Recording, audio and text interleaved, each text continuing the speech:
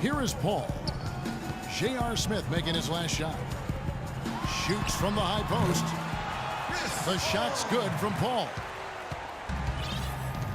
Paul's got 17. And let's catch up with our sideline reporter, Doris Burke. Doris, over to you. Well, the Clippers backcourt of Chris Paul and J.J. Redick, a great combo. But the two were bitter rivals playing in the ACC, even exchanging blows back in 2004. Redick said, "I knew he didn't like me, and I didn't like him either." Paul said it was their competitive natures that led them to clash. But guys, as teammates, they become good friends. Yeah, sometimes the players you hate to face make the best teammates. Thanks, Doris. It's good, and the Clipper lead is cut down now to just 5 on the bucket from Kyrie Irving. You can't leave him alone, especially from long range. And let's get a look at a group of point guards who have been rolling in the second half of the season with some very important and impressive point totals. Kyrie Irving third, Chris Paul fourth. And this is a group of guys who have that uncanny knack to simply score and deliver the offense in addition to running the offense. What a star-studded bunch of players. Yeah, I agree with you. The thing that, to me, makes these guys special, Steve, is that they can do so many things to enable and help their offense. And not all point guards in the league have the unique combination of skills to produce that these guys do. And they've done it on a night-in, night-out basis. And I've marveled at their consistency as well. Cavaliers making a switch here. Shumpert's checked in. Wow, what a clever pass that time by Chris Paul. No one near Smith as he lets it go. Trying to answer back, but that three is off the mark. It's tipped. Out of bounds, Clippers ball as the Clippers keep possession. Looking at the Cavaliers over the last 10 and how they compare to the rest of the league, this is what we've got. 4th in three-point field goal percentage. 5th in field goal percentage. And they are in the top 10 in team points per game. And what jumps out at me, Clark, is the three-point percentage that you talked about. This is a team that you have to defend all over the floor. And it becomes such a task defensively when you have to cover out to the three-point line, because now it opens up passing and driving lanes inside. Irving passes to Shumpert. Smith for three. Again, the miss by Smith. A slight advantage for them in the rebound category. They've got to continue their work on the glass. Yeah, I agree with you, Steve. I mean, they're on the right side of the ledger, and that is all that matters to them right now with the lead they have. Rivers, he's checked in for J.J. Redick. DeAndre Jordan has always had a knack for the incredible, and it usually manifests itself in his dunks or blocks. So last year, he committed himself more on the defensive end, and it really made a difference for him. A little over 2.5 minutes off the clock in this final half of play. Paul for three. Kept alive. Griffin. And he can't extend the lead to double digits. And the foul called on Blake Griffin. That's his third foul of the game. Jones checked in for Smith. You think about defense, Clark, and it isn't just how many shots you block. Jordan really seemed to focus on the little things that go into being successful defensively. And I think that's a tribute to Doc Rivers, who actually emphasized some of those little things that would help Jordan elevate his game and his team. And to Jordan's credit, he took heed and made significant improvements. You know, it's interesting to look at the relationship between Blake Griffin and Chris Paul. Blake, the unquestioned top dog until CP3 arrived 3 seasons ago, and Paul, of course, such a vocal leader. I think it's taken them some time to find the balance in that dynamic. Jones kicks to Irving. 6 on the shot clock. Jones, no luck. Clippers leading by 6. Launches it. And Rivers gets it to go in on the assist by Paul. And Griffin, you know, not quite as outspoken, doesn't get into teammates like Chris Paul does, but he is becoming more of a vocal leader, and that's a process, guys. It doesn't happen right away. He may focus more on encouragement rather than giving marching orders like CP3, but he is embracing that leadership role, which is a good sign. Here's Thompson. It's hauled in by the Clippers. Their last game, a win against the Lakers, looking to carry it into this one. Seemed like they hit every big shot they had in that game, Kevin. Their offense was clicking, but really clutch in big moments. That's ideally the way you want it to unfold on the road, Steve. Don't even give the fans a chance to get into the game. And that one's good. Thompson's got his first points of the night. You got to put bodies on the glass right there. They just are not getting it done on the boards. Yeah, they've got to do a much better job of going harder than that to the glass. The Cavaliers trail by 9. Irving for 3. But they recover it. Mozgov dishes to Jones. That misses off the backboard.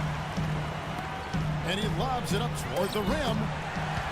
What a pass, and then the layup was a bit of a circus move. Oh, so smooth. Well, you know what? He could have fouled.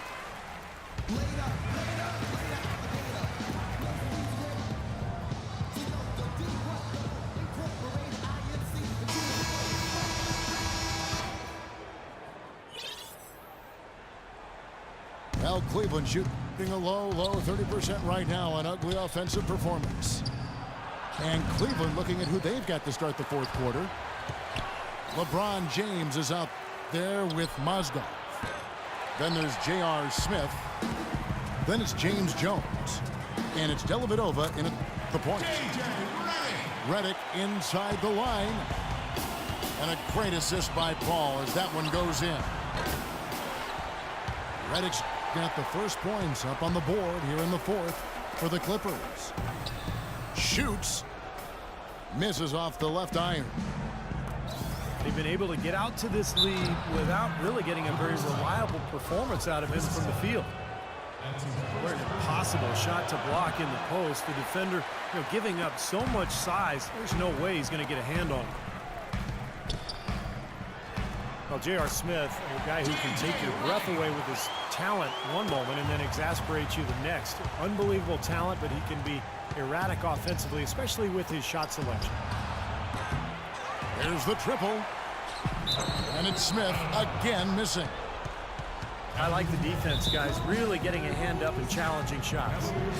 Yeah, Steve, lurking on that shot, and that was a tough one. Doris Burke has some information for us. Doris? Yes, Kevin, during that last break, I heard David Blatt as he addressed his team. He told his players, turnovers are killing us right now. We can't keep trying to make the home run play. Settle down, run the offense, and make the simple pass. Kevin, sounds easy enough. And the Clippers call time here. He wants to tinker a little bit, and he's taking the time to do so right here. Yeah, I think you're right. He just didn't like some of the things he saw out there, a bit uncomfortable, and wanted to talk it over. Here's what the Clippers are going with right now. DeAndre Jordan's checked in for Hawes. Griffin comes in for Glenn Davis. And it's Barnes in for Turkoglu. And stolen by Redick. Griffin attacking. Can't cash in from close range. Jones kicks to Dellavedova. James wide open. Hits the front of the rim and out.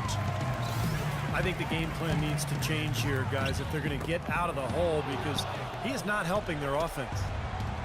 Now Cleveland moving it up. And he goes in for the dunk. Guys, that's simply superb. Ball pressure, a run out, and then a dunk in transition. Exactly, Clark, what they wanted. The aggressive defense to lead to. Yeah, points in transition. Yeah, that's why you want to make the other team feel uncomfortable handling the ball, because you can get easy points out of it at the other end. The drive by Smith. Jones for 3. Yes, and it's Smith with the assist that time. Jones has Got it back down to within single digits for the Cavs. Here's Paul. And it's off the back rim. No good. Cleveland's gone 2 of 5 on three-point shots since the end of the third quarter. Dellavedova kicks to Smith. And another three for Cleveland. They're getting a bunch of their points outside of the paint. 3 of their last 5 buckets are from three-point range. But the defense isn't making them earn it. I mean, those shots have just come on easy, open looks. The Cavaliers trail by 8.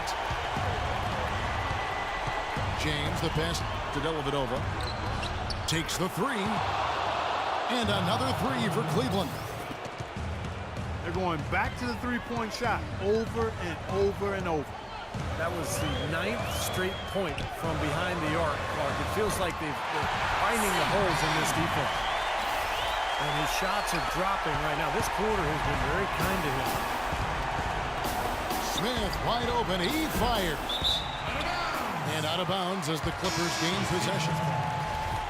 And the Cavaliers with some changes. Tristan Thompson, he's checked in for Jones. And Kyrie Irving subbed in for Matthew Dellavedova. Here's Griffin. Here's Jordan. Lays it up and banks it in. Boy, he crashed the boards with purpose right there. Well-deserved second chance points for him. Irving for three. The shot is off. And the Clippers will come the other way. Another strong rebound, just like we've gotten used to seeing from them today. Yeah, 1 or 2 more of those, and this lead will be double digits. Smith kicks to Irving. It's good. The assist that time from Smith. Boy, they've come out of halftime just smoking hot from behind the arc. Hey, trust me on this one, partner. They are going to continue to let them fly. Time is definitely not on their side at this point. Yeah, they need a quick bucket. What a smooth finish. Well, he's certainly the one they want on the end of those breaks. He always finishes strong. Out of bounds. Cleveland will take possession. Really poor decision on that pass. Here's the three. Offensive rebound. Another shot. Thompson misses. And now they decide to foul intentionally. The Clippers have gotten more than 58% of their attempts to go down for them in the fourth quarter. They're 7 of 12. You know, he was smart to draw his man out to the perimeter. He's giving up too much size to be effective inside. Agreed. As long as he picks his spots, his outside shot will be hard to block, no matter who's on it. It's in! What a beautiful shot to bring him to within 3. Well, I'll tell you what, since the beginning of the fourth quarter, the three-point shot has really just been there for them. Everything's falling. Yeah, the touch from downtown is right on point. No luck that time either. Not at all what he had in mind when he stepped to the line. He could have put it away there. Smith, no good. And now an intentional foul. They need the ball back as soon as possible. Yeah, no question, the right call at this point. You can't let them just dribble it out. That's right. I mean, you've got to send them to the line and hope for a few misses. And they can't make the second free throw either, missing both. And a chance here to send it into overtime. Need a 3. And a wide open look for Irving. He nails it, and we're tied up. And the Clippers call time here.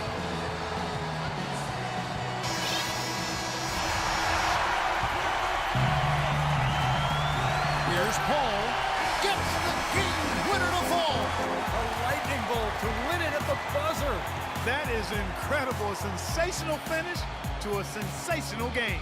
So it's the Clippers taking the win in a close one. And Clark, you know, it was quite a nail biter. Yeah, it was tight. Their guys were able to come up with big plays down the stretch, and that's the difference. Thank you for joining us for this presentation of the NBA on 2K Sports. For Clark, Stephen Doris, and the rest of the crew, this is Kevin Harlan saying thanks for joining us, and we'll see you next time. Last but not least, here is your Jordan Player of the Game, Chris Paul.